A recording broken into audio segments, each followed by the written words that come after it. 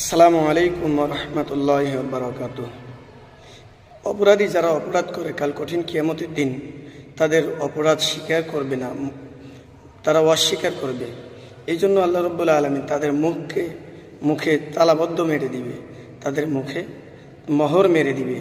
আল্লাহ রাব্বুল আলামিন কোরআনুল কারীমের ভিতরে বলেছেন, আল ইয়াউমা নাখতিমু আলা আফওয়াহিহিম ওয়া তুকাল্লিমুনা আইদিহিম ওয়া তাশহাদু আরজুলুহুম বিমা কানু ইয়াকসিবুন। যখন কাল কঠিন কিয়ামতের দিন আল্লাহ তাআলা বান্দার সমস্ত পাপ কর্মের হিসাব নিকাশ নেবে, তখন বান্দা অস্বীকার করবে।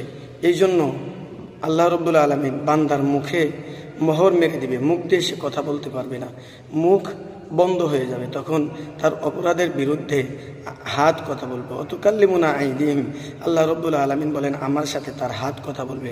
ওয়া তাশহাদু আরজুলুহুম, এবং তাদের পা সাক্ষ্য দিবে তাদের বিরুদ্ধে। বিমা কানু ইয়াকসিবুন, যেই সমস্ত অপকর্ম তারা করেছে সেই অপকর্মের বিরুদ্ধে তাদের পা তাদের বিরুদ্ধে সাক্ষ্য দিবে। তাহলে আমরা এই দুনিয়াতে যেখানে যে অবস্থাতে যত ধরনের অপরাধী করি না কেন, আমাদের অপরাধের বিরুদ্ধে আমাদের হাত সাক্ষ্য দিবে, আমাদের পা সাক্ষ্য দিবে। এই জন্য সর্বপ্রকার গুনাহ থেকে হেফাজত থাকার জন্য তৌফিক দান করেন।